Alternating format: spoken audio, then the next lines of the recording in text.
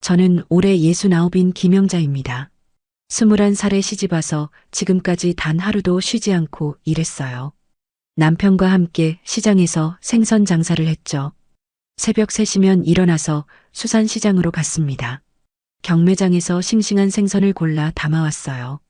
손이 시리도록 차가운 얼음물에 생선을 담그고 비늘을 벗기고 내장을 손질했죠. 손가락 마디마디에 칼자국이 생겼습니다. 아무리 씻어도 손에서 비린내가 빠지지 않았어요. 하지만 참았습니다. 우리 아이들만은 잘 키워야 한다는 생각뿐이었거든요.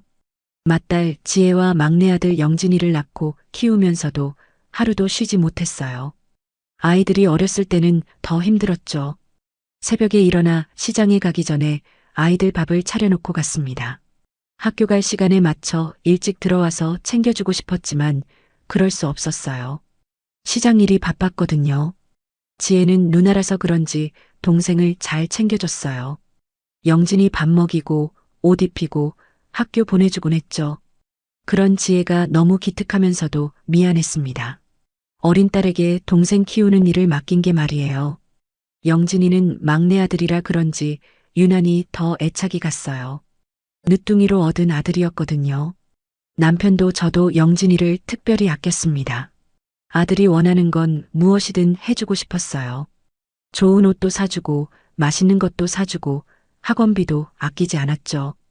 그러려면 더 열심히 일해야 했습니다.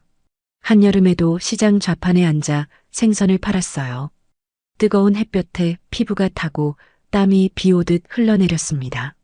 겨울에는 손이 얼어서 감각이 없을 정도였죠. 찬바람 속에서 생선을 손질하다 보면 손등이 갈라졌어요. 피가 나도 참고 일했습니다. 그렇게 20년을 일했어요. 아이들이 커가는 모습을 보면서 보람을 느꼈죠. 특히 영진이가 학교에서 상을 받아올 때마다 가슴이 벅찼습니다. 우리 아들이 공부도 잘하는구나 싶었어요.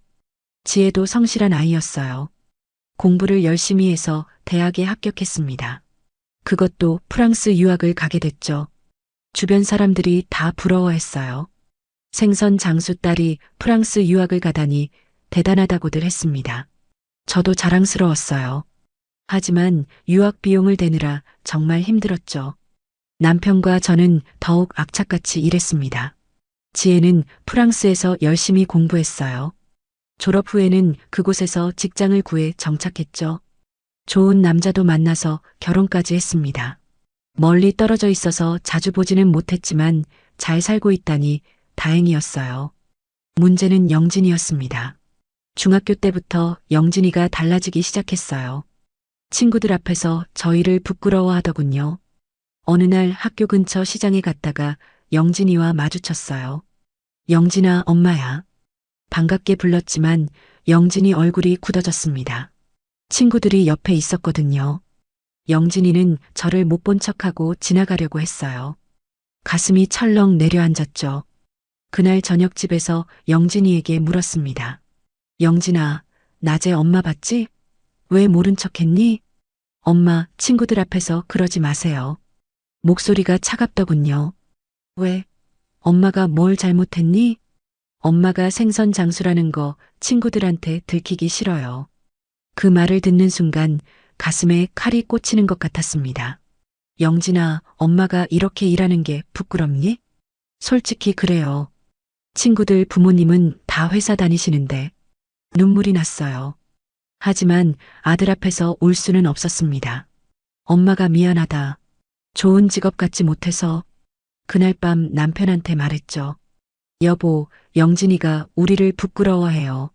남편도 한숨을 쉬었습니다. 아이가 크면 이해할 거야. 하지만 영진이는 이해하지 못했어요. 고등학교, 대학교를 거치면서 점점 더 저희와 거리를 뒀습니다. 집에도 잘 안 들어왔어요. 친구들한테 부모님이 뭐 하시냐고 물으면 그냥 자영업이라고 대충 둘러댔대요.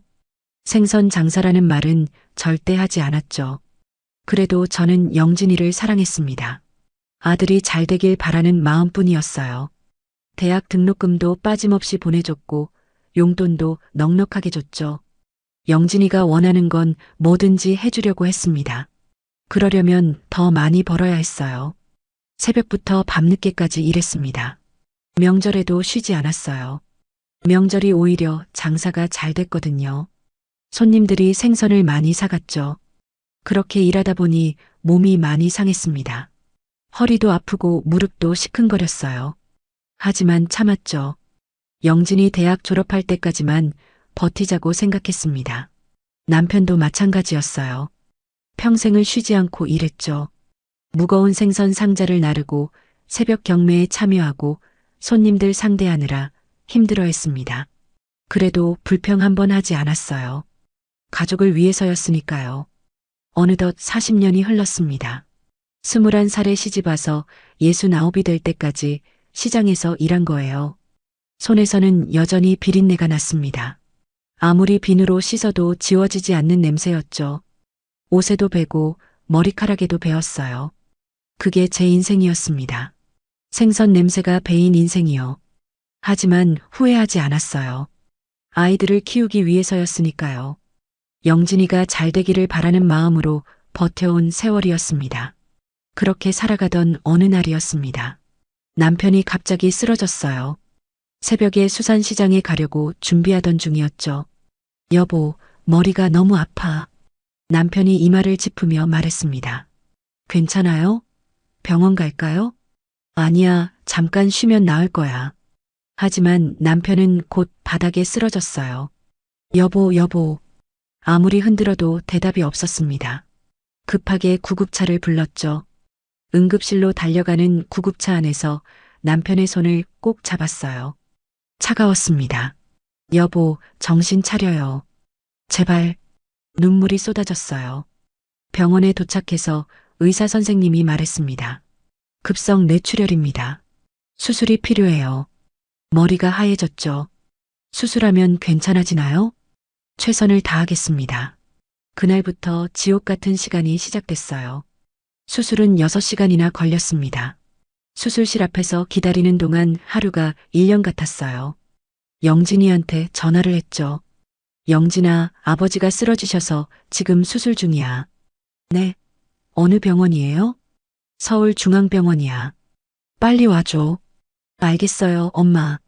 하지만 영진이는 2시간이 지나서야 도착했습니다. 왜 이렇게 늦었니?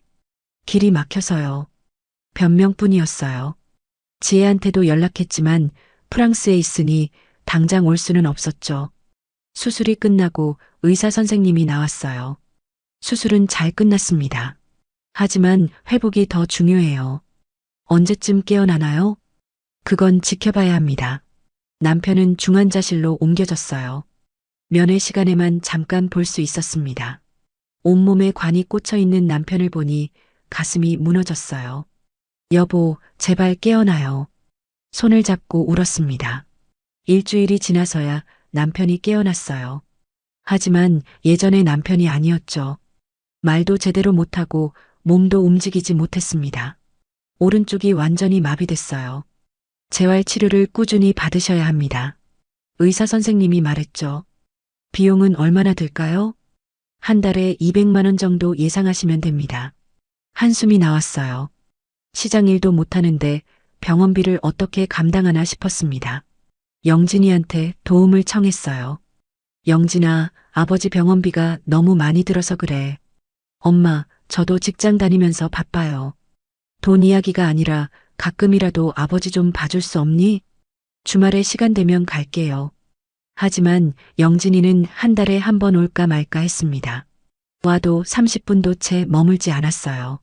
엄마, 저 약속이 있어서 먼저 갈게요. 핑계만 늘어놓았죠. 아버지는 침대에 누워서 아들을 기다렸는데 말이에요. 저는 혼자 남편을 간병했습니다. 병원과 집을 오가며 시장 일도 해야 했어요. 새벽에 일어나 시장에 가서 생선을 팔고 오전에 병원에 가서 남편을 돌봤죠. 점심때 다시 시장으로 가서 일하고 저녁에 병원으로 돌아왔습니다. 밤에는 병원 보호자 침대에서 잤어요. 제대로 씻지도 못하고 잠도 설쳤습니다. 몸무게가 10kg이나 빠졌어요. 거울을 보면 귀신 같은 제 모습이 보였죠. 하지만 쓰러질 수 없었습니다. 남편을 살려야 했으니까요. 2년이라는 긴 시간이 흘렀어요. 남편의 상태는 조금씩 나아지는 듯 했지만 완전히 회복되지는 못했습니다. 여전히 말이 어눌했고 혼자서는 화장실도 못 갔어요. 저는 남편의 모든 것을 돌봐야 했죠. 대소변도 받아내고 목욕도 시켜드리고 밥도 떠먹여드렸습니다. 40년을 함께 산 남편이었지만 이렇게 돌보는 건 처음이었어요. 힘들었지만 사랑하는 사람이니까 참았습니다. 그런데 남편의 눈빛이 점점 슬퍼지는 게 느껴졌어요. 아들이 오지 않는 것을 알고 있었던 거죠. 영진이는 언제 와? 남편이 힘겹게 물었습니다. 곧 올 거예요. 바빠서 그래요. 거짓말을 했죠. 남편은 고개를 끄덕이며 눈을 감았어요.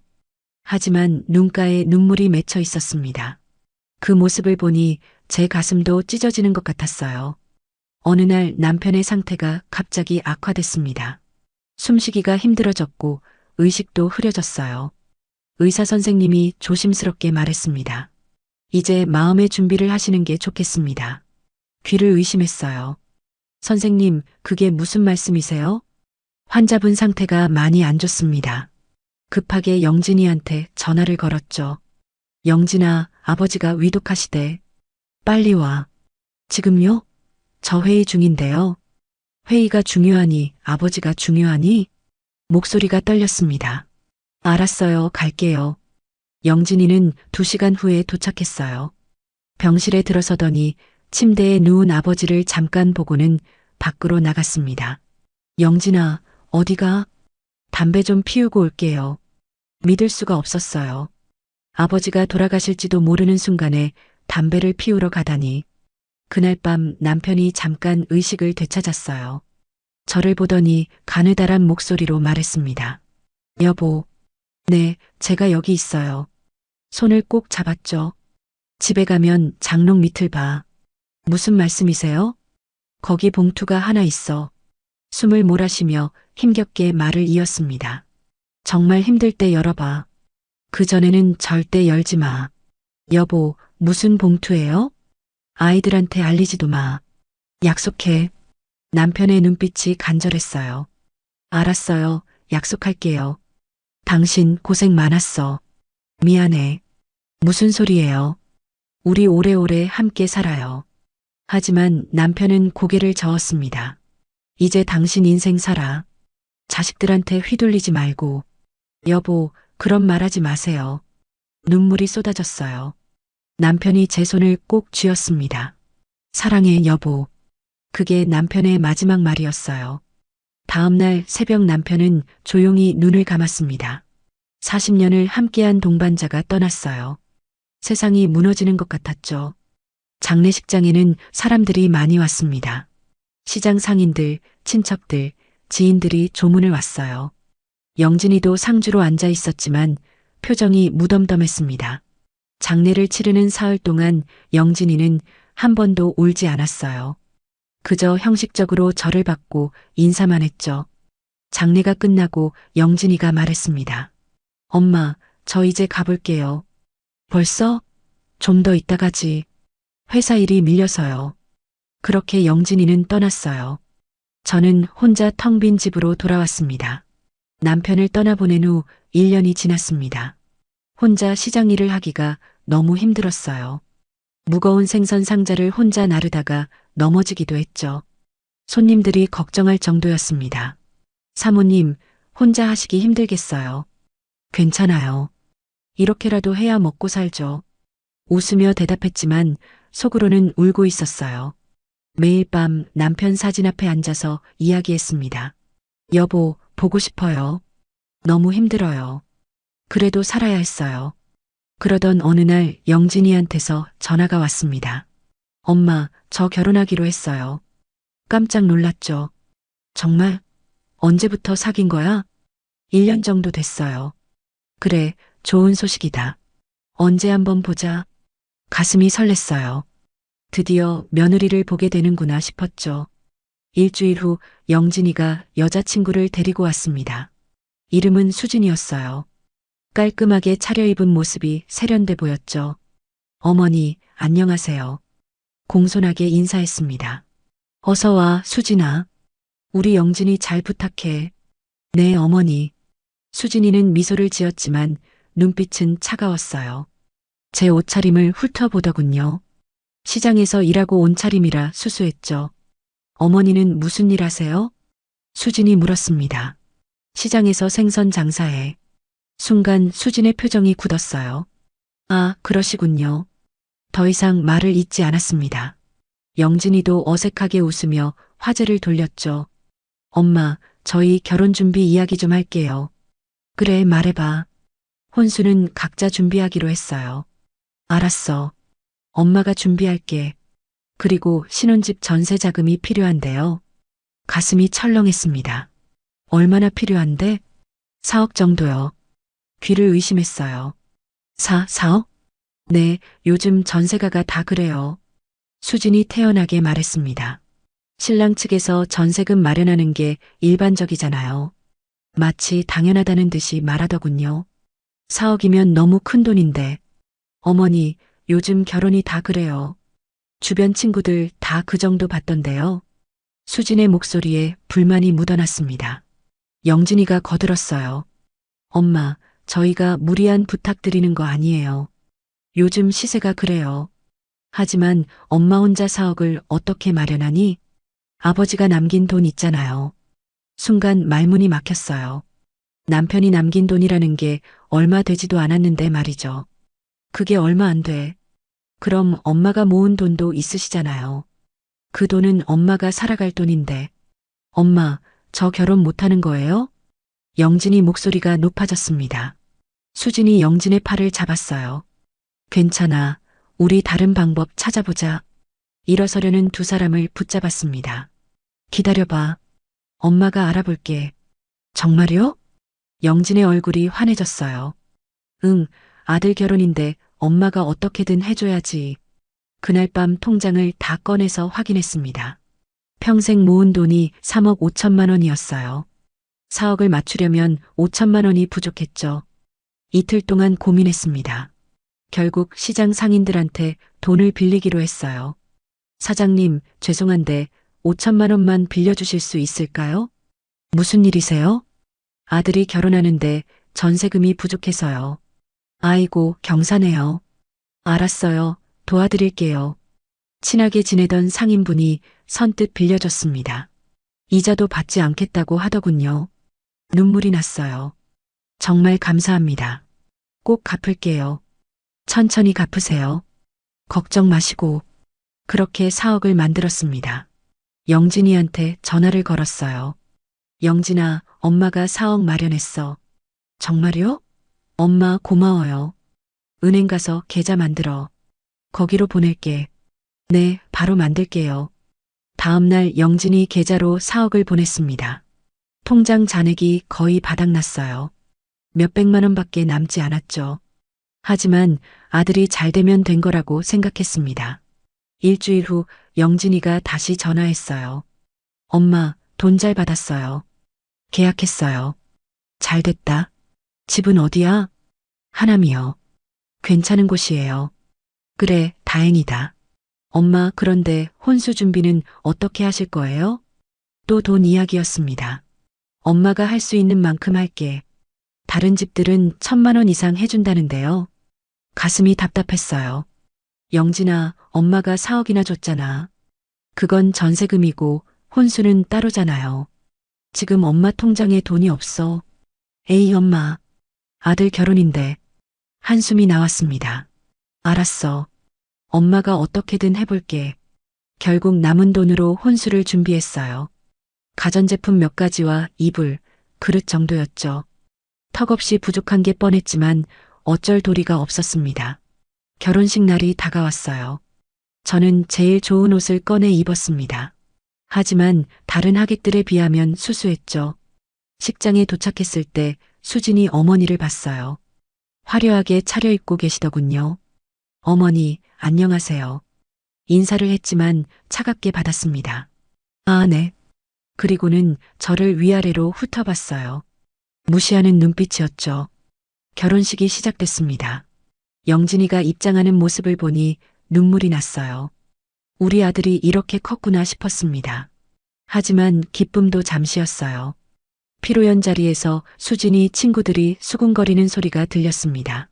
신랑 어머니 뭐 하시는 분이래? 시장에서 생선 장사하신대. 헐, 진짜? 수진이 고생하겠네. 그 말을 듣는 순간 가슴이 무너졌어요. 자리에서 일어나 화장실로 갔습니다.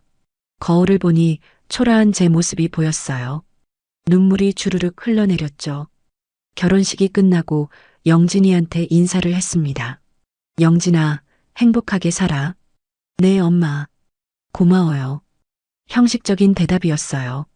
수진이는 옆에서 어서 가자는 눈빛을 보냈죠. 그럼 저희 신혼여행 다녀올게요. 그래, 조심해서 다녀와. 영진이는 돌아서서 수진과 함께 떠났습니다. 뒤돌아보지도 않았어요. 저는 혼자 텅 빈 식장에 남았습니다. 결혼하고 나서 영진이는 연락이 뜸했습니다. 한 달에 한 번 전화할까 말까였어요. 그것도 제가 먼저 걸었을 때만 받았죠. 영진아, 잘 지내니? 네, 엄마. 죄송한데 저 지금 바빠서. 밥은 잘 챙겨 먹고? 네, 끊을게요. 통화는 3분도 안 돼서 끝났습니다. 며느리 수진이가 받을 때도 있었어요. 어머니, 남편 지금 자리에 없어요. 그래, 언제 들어와? 모르겠어요. 늦을 것 같아요. 차가운 목소리였죠. 한 번은 집에 음식을 만들어서 갖다 주려고 했습니다. 영진아, 엄마가 반찬 좀 만들었는데 갖다 줄까? 엄마, 괜찮아요. 저희 배달시켜 먹어요. 그래도 엄마가 만든 게 낫잖아. 다음에요, 엄마. 바빠서요. 거절당했어요. 명절에도 오지 않았습니다. 추석이 다가왔을 때 물었죠. 영진아, 이번 추석에는 오는 거지? 엄마, 죄송한데 처가에 가기로 했어요. 그럼 저녁이라도 들러. 글쎄요, 피곤할 것 같아서요. 결국 명절에도 얼굴 한 번 못 봤습니다. 혼자 차례상을 차리고 남편 사진 앞에 앉았어요. 여보, 우리 아들이 왜 이렇게 변했을까요? 눈물이 났죠. 그렇게 1년이 지났습니다. 어느 날 영진이한테서 전화가 왔어요. 엄마, 저희 아이가 생겼어요. 깜짝 놀랐습니다.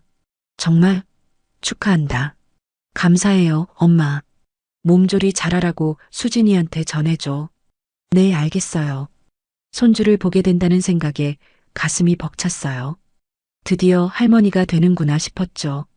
그날부터 손주 올 준비를 했습니다. 시장에서 장을 봐서 미역국을 끓였어요.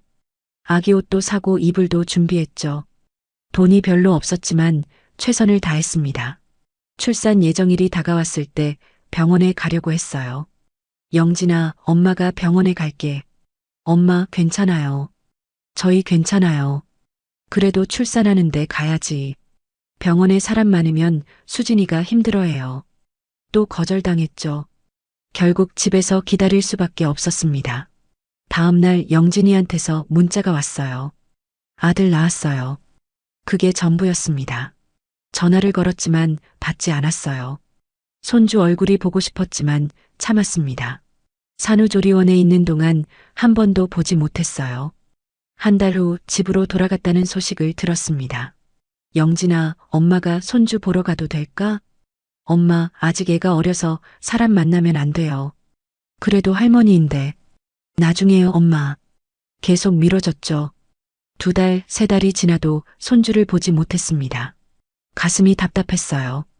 그러던 어느 날 영진이한테서 연락이 왔습니다. 엄마, 다음 달에 돌잔치예요. 정말? 어디서 해? 호텔 뷔페에서요. 그래, 엄마가 꼭 갈게. 드디어 손주를 볼 수 있다는 생각에 설렜어요. 돌잔치 전날 미용실에 갔습니다. 머리도 하고 화장도 받았죠. 제일 좋은 옷을 꺼내 입었어요. 거울을 보니 그래도 괜찮아 보였습니다. 돌잔치 당일 일찍 호텔에 도착했어요. 입구에서 수진이를 봤습니다. 친정 가족들과 이야기하고 있더군요. 수진아, 축하해. 인사를 했지만 수진의 표정이 굳었어요. 아, 어머니 오셨어요. 시큰둥한 반응이었죠. 손주 좀 보자. 지금 사진 찍고 있어요. 나중에 보세요. 쌀쌀맞게 대답하고는 돌아섰습니다. 연회장으로 들어갔어요. 호화로운 장식과 음식들이 가득했죠. 영진이가 아기를 안고 있었습니다.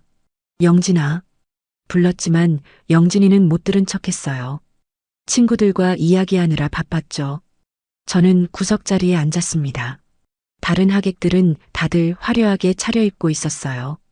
제 옷차림이 초라하게 느껴졌죠. 돌잔치가 시작됐어요. 사회자가 아기를 소개하고 축하 인사를 했죠. 영진이가 마이크를 잡았습니다. 오늘 이렇게 와주셔서 감사합니다. 하객들이 박수를 쳤어요. 저도 손뼉을 쳤지만 가슴 한편이 허전했습니다. 아들이 저를 한 번도 쳐다보지 않았거든요. 식사 시간이 됐을 때 뷔페로 갔어요. 음식을 담으려는데 수진이 친구들 목소리가 들렸습니다. 어머, 저분이 시어머니래. 진짜? 생각보다 수수하시네. 시장에서 생선 장사하신대. 귀가 따가웠어요. 손이 떨려서 접시를 놓칠 뻔했죠. 자리로 돌아와 앉았습니다. 음식이 목으로 넘어가지 않았어요.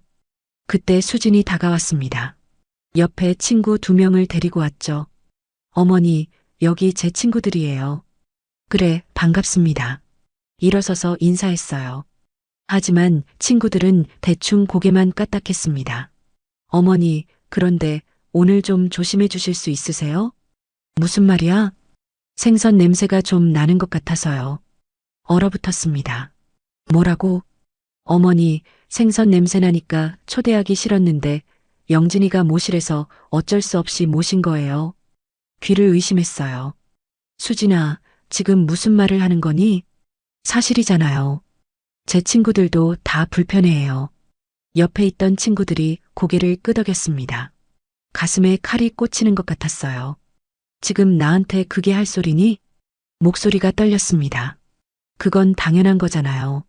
신랑 집에서 전세금 내는 거 당연하다고? 눈물이 났죠. 수진아, 나도 사람이야. 어떻게 이럴 수 있어? 어머니, 목소리 좀 낮추세요. 사람들이 다 쳐다봐요. 수진이 짜증을 냈습니다. 그때 영진이가 다가왔어요. 무슨 일이에요? 영진아, 내 와이프가 지금 뭐라고 했는지 아니? 엄마, 여기서 그러지 마세요. 내가 뭘 잘못했니?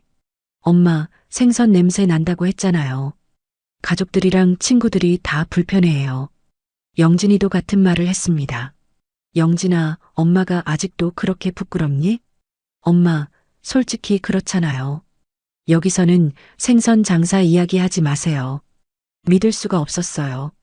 내가 너를 위해 어떻게 참고 견뎠는데 그런 소리를. 그건 엄마가 알아서 하신 거잖아요. 알아서 했다고? 이제 돈도 없으면서 왜 큰 소리예요? 우리한테 기대지 마세요. 영진이의 말에 온몸에 힘이 빠졌습니다. 주변 사람들이 쳐다보고 있었어요. 수군거리는 소리가 들렸죠. 저분이 시어머니래. 돌잔치에서 싸우네. 더 이상 견딜 수 없었습니다. 자리에서 일어났어요. 엄마, 어디 가세요? 집에 간다. 엄마. 뒤도 돌아보지 않고 연회장을 나왔습니다. 복도에서 한참을 울었어요. 호텔을 나와 버스 정류장까지 걸어갔죠. 다리에 힘이 풀려서 벤치에 주저앉았습니다. 지나가는 사람들이 쳐다봤지만 신경 쓸 여력이 없었어요. 평생 아들을 위해 희생하며 살았는데 이게 뭔가요? 집에 돌아와서 소파에 쓰러지듯 앉았습니다. 온몸에 힘이 하나도 없었어요. 거울을 보니 화장이 눈물로 번져 있었죠. 미용실에서 한 머리도 엉망이 됐습니다. 옷을 벗고 샤워를 했어요. 뜨거운 물이 피부를 때렸지만 가슴 속 아픔은 씻겨지지 않았죠. 수건으로 몸을 닦다가 거울 속 제 모습을 봤습니다. 살이 빠져서 앙상한 몸이었어요. 40년 넘게 일한 흔적들이 몸 곳곳에 남아 있었죠. 거칠어진 손, 굽은 허리, 무릎의 상처들. 이 모든 게 아이들을 위한 거였는데 말이에요. 침대에 누웠지만 잠이 오지 않았습니다. 천장만 뚫어져라 쳐다봤어요. 영진이의 차가운 말들이 계속 귓가에 맴돌았죠. 이제 돈도 없으면서 왜 큰 소리예요? 우리한테 기대지 마세요. 가슴이 찢어지는 것 같았습니다. 다음 날 아침 일어나니 몸이 천근만근이었어요. 시장에 가야 하는데 움직일 기력이 없었죠. 결국 그날은 쉬기로 했습니다. 평생 처음으로 일을 안 하는 날이었어요. 하루 종일 집에만 있었습니다. 텔레비전을 켰지만 아무것도 들어오지 않았어요. 영진이한테서 연락이 올까 싶어서 핸드폰을 계속 확인했죠. 하지만 아무 연락도 없었습니다. 저녁이 되어도 식욕이 없었어요. 냉장고를 열어봤지만 뭘 먹고 싶은지 몰랐습니다. 물만 마시고 다시 침대에 누웠죠. 밤이 되자 더 외로웠어요. 남편이 살아계셨다면 위로라도 받았을 텐데. 여보, 저 어떻게 해야 할까요? 빈방에 대고 중얼거렸습니다. 대답은 없었죠. 일주일이 지났습니다. 그동안 시장에도 나가지 못했어요. 단골 손님들이 걱정해서 전화를 했죠. 사장님, 요즘 안 보이시네요. 어디 아프세요? 아니에요, 괜찮아요. 거짓말을 했습니다. 그럼 언제 나오세요? 사장님 생선이 제일 싱싱한데. 곧 나갈게요. 전화를 끊고 한숨을 쉬었어요. 일을 해야 한다는 건 알지만 기력이 없었습니다. 통장을 확인해 봤어요. 잔액이 100만 원도 안 됐죠. 이 돈으로 얼마나 버틸 수 있을까요? 집세도 내야 하고 생활비도 필요한데 앞으로 어떻게 살아야 할지 막막했습니다. 며칠 후 시장 상인분한테서 전화가 왔어요. 빌려준 5천만 원 이야기였죠. 사장님, 죄송한데 제가 급하게 돈이 필요해서요. 가슴이 철렁했습니다.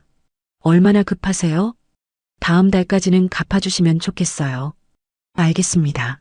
꼭 갚을게요. 하지만 어디서 5천만 원을 구하나요? 일을 열심히 해도 한 달에 200만 원 버는 게 고작이었는데 밤새 고민했습니다. 집을 팔아야 하나, 은행 대출을 받아야 하나. 머리가 지끈거렸어요. 그러다 문득 남편의 마지막 말이 떠올랐습니다. 장롱 밑을 봐. 정말 힘들 때 열어봐. 지금이 바로 그때가 아닐까요? 침실로 가서 장롱을 열었어요. 옷가지들을 꺼내고 밑판을 들어 올렸죠. 먼지가 풀풀 날렸습니다. 구석에 두꺼운 봉투 하나가 있었어요. 손이 떨렸습니다. 봉투를 꺼내서 거실로 가져왔죠. 소파에 앉아 한참을 봉투를 바라봤어요. 겉면에 남편의 글씨가 적혀 있었습니다. 영자에게 정말 힘들 때 열어보시오. 심장이 빨리 뛰었어요. 천천히 봉투를 뜯었습니다. 안에는 통장 한 장과 편지가 들어 있었죠. 통장을 펼쳐봤어요. 잔액을 확인하는 순간 눈을 의심했습니다. 5억 원이 찍혀 있었어요. 이게 뭐지? 다시 봐도 5억이었습니다. 남편이 언제 이렇게 많은 돈을 모았을까요? 손이 떨려서 통장을 떨어뜨릴 뻔했어요. 편지를 펼쳤습니다. 남편의 글씨가 한자 한자 적혀 있었죠. 여보, 이 편지를 읽고 있다면 지금 많이 힘들겠지요. 미안해요. 살아생전에 말하지 못해서. 이 돈은 내가 평생 몰래 모아둔 거예요. 당신한테도 아이들한테도 알리지 않았어요. 왜냐하면 언젠가 당신이 정말 힘든 날이 올 걸 알았거든요. 그래서 이 돈을 숨겨뒀어요. 여보, 이제 이 돈은 당신 거예요. 아이들한테 주지 마세요. 꼭 본인을 위해서만 쓰세요. 평생 남을 위해 살았으니 이제는 자신을 위해 사세요. 당신은 그럴 자격이 있어요. 미안해요. 먼저 떠나서. 그리고 고마워요. 평생 함께 해줘서. 사랑해요, 여보. 편지를 읽는 동안 눈물이 멈추지 않았습니다. 남편이 얼마나 깊이 생각했는지 느껴졌어요. 얼마나 저를 사랑했는지도요. 편지를 가슴에 꼭 안았습니다. 여보, 고마워요. 정말 고마워요. 목이 메어 제대로 말이 나오지 않았죠. 한참을 울고 나니까 조금 후련해졌어요. 통장을 다시 봤습니다. 5억이라는 숫자가 아직도 믿기지 않았어요. 이 돈이면 빌린 5천만 원도 갚을 수 있고 앞으로도 걱정 없이 살 수 있을 것 같았습니다. 하지만 동시에 두려웠어요. 이 사실을 영진이가 알면 어떻게 될까요? 분명 돈을 달라고 할 게 뻔했죠. 남편의 말이 떠올랐습니다. 아이들한테 주지 말라고. 꼭 본인을 위해서만 쓰라고. 그래야겠다고 생각했어요. 이번만큼은 제 뜻대로 살아야겠다고요. 다음 날 은행에 갔습니다. 통장이 진짜인지 확인하고 싶었거든요. 창구 직원에게 통장을 내밀었어요. 이 통장 잔액 확인 좀 해주세요. 직원이 통장을 보더니 눈이 커졌습니다. 고객님, 5억 원 맞으십니다. 정말요? 네, 정기예금으로 되어 있네요. 가슴이 두근거렸어요. 해지하고 싶은데요. 지금 바로 해지하시면 이자가 조금 깎일 수 있어요. 괜찮아요. 해지해 주세요. 절차를 밟아서 5억을 제 계좌로 옮겼습니다. 통장에 찍힌 숫자를 보니 실감이 났어요. 이제 걱정하지 않아도 되겠구나 싶었죠. 은행을 나오는데 발걸음이 가벼웠습니다. 오랜만에 느껴보는 홀가분함이었어요. 집으로 돌아와서 남편 사진 앞에 앉았습니다. 여보, 제가 잘 쓸게요. 당신 뜻대로 저를 위해 쓸게요. 사진 속 남편이 미소 짓고 있는 것 같았어요. 그날 밤 처음으로 푹 잤습니다. 오랜만에 악몽 없이 편안하게 잔 거였죠. 아침에 일어나니 몸이 한결 가벼웠어요. 거울을 보니 얼굴에도 생기가 돌았습니다. 이제 새로운 시작을 할 수 있을 것 같았어요. 하지만 한 가지 걱정이 있었습니다. 영진이가 이 사실을 알게 되면 어떻게 될까요? 분명 돈을 달라고 할 게 뺑했죠. 조심해야 한다고 생각했습니다. 절대 아무한테도 말하면 안 되겠다고요. 며칠 후 빌렸던 5천만 원을 갚았어요. 사장님, 정말 감사합니다. 아니에요. 제가 더 감사하죠. 시장 상인분이 놀라워했습니다. 어떻게 이렇게 빨리 마련하셨어요? 아, 그냥 좀 있었어요. 자세히 말하지 않았죠. 혹시 소문이 날까봐 조심스러웠습니다. 빚을 갚고 나니 더 마음이 편했어요. 이제 진짜 제 돈이구나 싶었죠. 앞으로 어떻게 살아야 할지 고민했습니다. 계속 시장에서 일할까요? 아니면 새로운 일을 시작할까요? 생각할 시간이 필요했어요. 돈을 찾고 일주일쯤 지났을 때였습니다. 누군가 제가 은행에 가는 걸 봤나 봐요. 시장 상인들 사이에 소문이 퍼지기 시작했죠. 사장님, 요즘 얼굴이 좋아 보이세요. 그래요? 그냥 건강해져서 그런가 봐요. 큰 돈이 생기셨다면서요? 깜짝 놀랐습니다. 무슨 소리예요? 은행에서 나오시는 거 봤다는데요. 아, 그냥 볼일 좀 봤어요. 얼버무렸지만 소문은 이미 퍼진 것 같았어요. 며칠 후 영진이한테서 전화가 왔습니다. 엄마, 안녕하세요. 돌잔치 이후 처음 받는 전화였죠. 그래, 무슨 일이야? 그냥 안부 전화드렸어요. 이상했습니다. 평소에는 제가 전화해도 바쁘다고 끊던 영진이가요. 갑자기 웬일이야? 엄마한테 잘못한 것 같아서요. 그래. 돌잔치 때 너무 심했죠. 죄송해요. 귀를 의심했어요. 영진이가 사과를 하다니. 그때 저희가 예민했던 것 같아요. 수진이도 많이 후회하고 있어요. 그래, 알았어. 엄마, 이번 주말에 저희 집에 오실래요? 손주도 보고요. 그래도 되니? 당연하죠. 어머니인데. 이전과는 완전히 다른 태도였습니다. 뭔가 이상하다는 느낌이 들었어요. 하지만 손주가 보고 싶었던 건 사실이었죠. 그럼 갈게. 네, 엄마. 기다릴게요. 주말이 됐습니다. 손주 보러 가는 길이라 마음이 설렜어요. 백화점에 들러서 아기 옷을 샀죠. 예전엔 시장에서 싼 걸 샀지만 이번엔 좋은 걸로 골랐습니다. 영진이네 집 앞에 도착했어요. 초인종을 누르니 수진이 나왔습니다. 어머니, 어서 오세요. 환한 미소를 지으며 맞아줬어요. 돌잔치 때의 차가운 모습은 온데간데 없었죠. 들어오세요. 집 안으로 들어가니 영진이가 아기를 안고 있었습니다. 엄마 오셨어요? 응, 손주 좀 보자. 아기를 안아봤어요. 작고 따뜻했습니다. 눈물이 날 것 같았죠. 예쁘다, 우리 손주. 엄마, 여기 앉으세요. 수진이 소파를 권했습니다. 그리고 차와 과일을 내왔어요. 어머니, 편하게 계세요. 너무 친절해서 오히려 어색했습니다. 고마워, 수진아. 한참 손주를 보고 있는데 영진이 말을 꺼냈어요. 엄마, 요즘 어떻게 지내세요? 그냥 그렇지 뭐. 시장 일은 잘 되고 있어요? 응, 그럭저럭. 그런데 엄마, 혹시 요즘 돈 생긴 거 있어요? 역시 그 이유였습니다. 왜 그런 걸 물어? 아니, 시장에서 소문 들었거든요. 가슴이 철렁했어요. 무슨 소문? 엄마가 은행에서 큰 돈을 찾았다던데요. 누가 그런 소리를 하던? 여러 사람이 그러던데요. 혹시 아버지가 남긴 돈이 더 있어요? 수진이 거들었습니다. 어머니, 있으시면 말씀해 주세요. 저희가 관리해 드릴게요.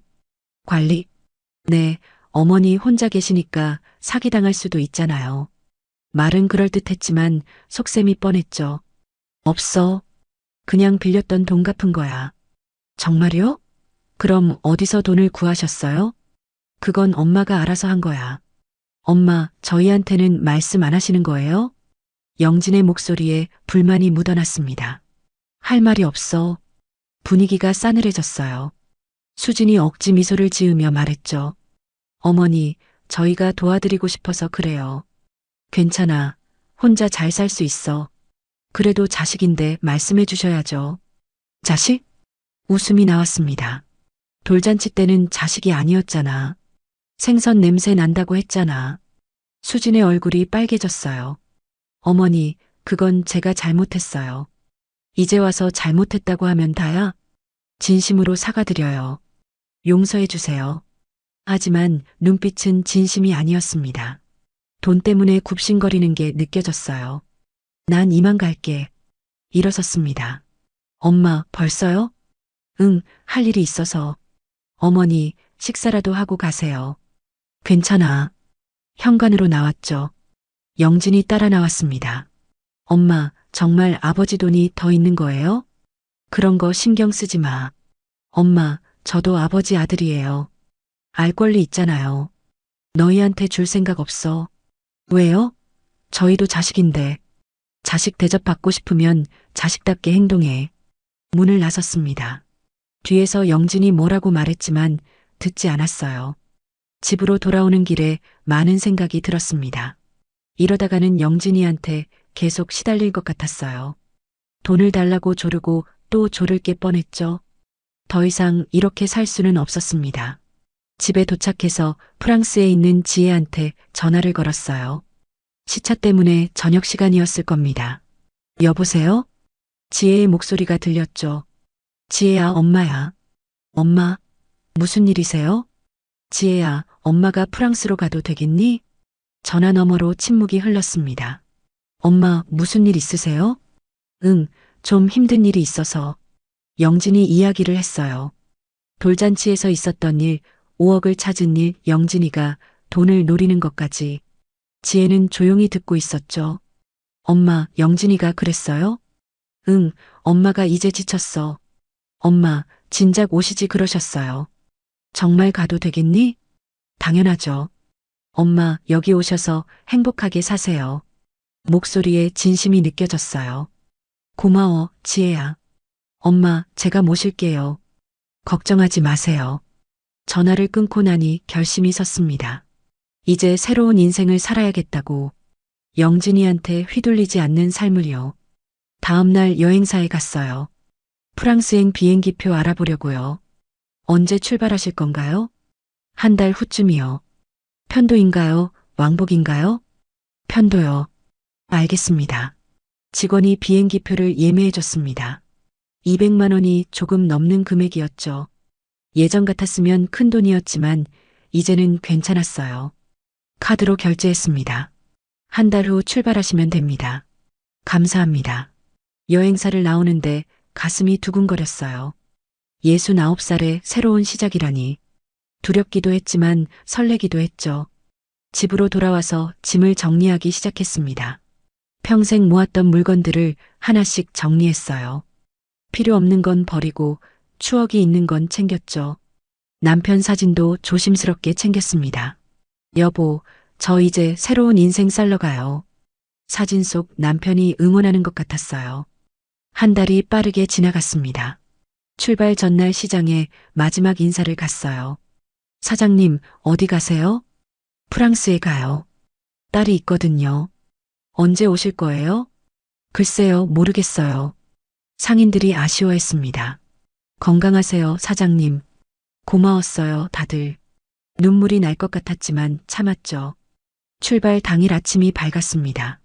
짐을 챙기고 집을 마지막으로 둘러봤어요. 40년 넘게 살았던 집이었죠. 곳곳에 추억이 남아 있었습니다. 하지만 이제 떠날 시간이었어요. 공항으로 가는 택시를 탔습니다. 창밖으로 서울거리가 지나갔죠. 익숙한 풍경들이 하나씩 멀어졌어요. 공항에 도착해서 체크인을 했습니다. 파리행 맞으시죠? 네, 맞아요. 편안한 여행 되세요. 직원이 미소를 지었어요. 출국 심사를 받고 대합실로 갔습니다.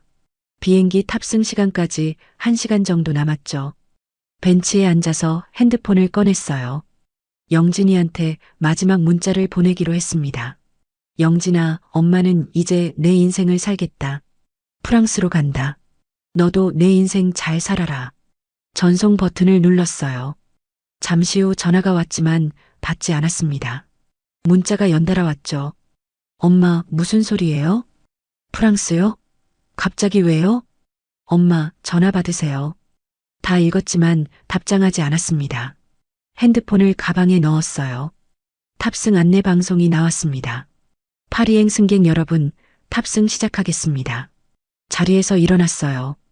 게이트로 걸어가는 발걸음이 가벼웠습니다. 비행기에 올라 좌석에 앉았죠. 창가 자리였어요. 이륙하기 전에 창밖을 봤습니다. 서울의 하늘이 보였어요. 안녕, 내 지난 인생. 마음속으로 작별 인사를 했습니다. 비행기가 이륙했어요. 몸이 공중으로 떠오르는 게 느껴졌죠. 구름 위로 올라가니 하늘이 눈부셨습니다. 12시간의 비행이 시작됐어요. 기내식을 먹고 영화도 봤습니다. 하지만 잠은 오지 않았죠. 너무 설레서 그랬던 것 같아요. 창밖을 계속 바라봤습니다. 구름 사이로 햇빛이 쏟아져 들어왔어요. 새로운 시작을 축복하는 것 같았죠. 드디어 파리 공항에 도착했습니다. 입국 심사를 받고 짐을 찾았어요. 도착 로비로 나가는데 가슴이 두근거렸습니다. 지혜가 보일까요? 문을 열고 나가니 사람들이 많았어요. 이름표를 든 사람들, 마중 나온 가족들. 그 사이에서 지혜를 찾았습니다. 엄마. 지혜가 손을 흔들며 달려왔어요. 지혜야. 꽉 안았습니다. 딸의 품에서 눈물이 났어요. 엄마 오시느라 힘드셨죠? 아니야, 괜찮아. 지혜도 울고 있었습니다. 엄마, 진작 오시지 그러셨어요. 이제라도 왔잖아. 한참을 안고 있다가 떨어졌어요. 엄마, 집으로 가요. 지혜의 남편 피에르도 함께 나와 있었죠. 어머님 환영합니다. 한국말로 인사했습니다. 고마워요, 피에르. 차에 짐을 싣고 출발했어요. 창밖으로 파리 시내가 보였습니다. 낯선 풍경이었지만 아름다웠어요. 고풍스러운 건물들, 넓은 거리, 예쁜 카페들. 엄마, 여기가 우리 동네예요. 지혜가 가리킨 곳은 조용한 주택가였습니다. 차가 멈췄어요. 여기가 우리 집이에요. 작지만 아늑한 집이었죠. 안으로 들어가니 따뜻한 느낌이 들었습니다. 엄마 방은 이쪽이에요. 지혜가 방을 보여줬어요. 창문으로 햇빛이 가득 들어오는 방이었습니다. 예쁘다. 엄마 오신다고 새로 꾸몄어요. 고마워, 지혜야. 짐을 풀고 거실로 나왔어요. 소파에 앉아 차를 마셨습니다. 엄마, 이제 편하게 지내세요. 응, 그럴게. 영진이한테서 연락 왔어요? 문자 몇 개 왔는데 안 읽었어. 잘하셨어요. 이제 신경 쓰지 마세요. 지혜가 제 손을 꼭 잡았어요. 엄마, 여기서 행복하게 사세요. 그래, 그럴게. 첫날 밤은 피곤해서 일찍 잤습니다. 낯선 침대였지만 편안했어요. 오랜만에 푹 잤죠. 다음 날 아침 창문을 열었습니다. 파리의 아침 공기가 상쾌했어요. 새들이 지저귀는 소리가 들렸습니다. 엄마, 일어나셨어요? 지혜가 아침 식사를 준비하고 있었어요. 응, 잘 잤어. 오늘 동네 구경시켜 드릴게요. 식사를 마치고 산책을 나갔습니다. 지혜가 동네를 안내해 줬어요. 여기가 우리 동네 시장이에요. 작은 재래시장이었죠. 신선한 채소와 과일들이 가득했습니다. 엄마, 여기서 장 보면 돼요. 그래, 알았어. 카페도 들렀어요. 야외 테라스에 앉아 커피를 마셨습니다. 엄마 어때요? 좋다. 정말 좋아. 마음이 평화로웠어요. 몇 주가 지났습니다. 저는 프랑스 생활에 적응하기 시작했어요. 아침에 일어나면 근처 공원을 산책했죠. 오후에는 지혜와 함께 장을 보거나 요리를 했습니다. 저녁에는 피에르와 함께 식사를 하며 이야기를 나눴어요. 평화로운 나날이었습니다. 어느 날 지혜가 제안했어요. 엄마, 프랑스어 배우실래요? 내가 할 수 있을까? 물론이죠. 동네에 노인 교실이 있어요. 그래, 한번 해볼게. 프랑스어 교실에 등록했습니다. 저처럼 이민 온 노인들이 많았어요. 봉주루. 선생님이 인사를 가르쳐 줬죠.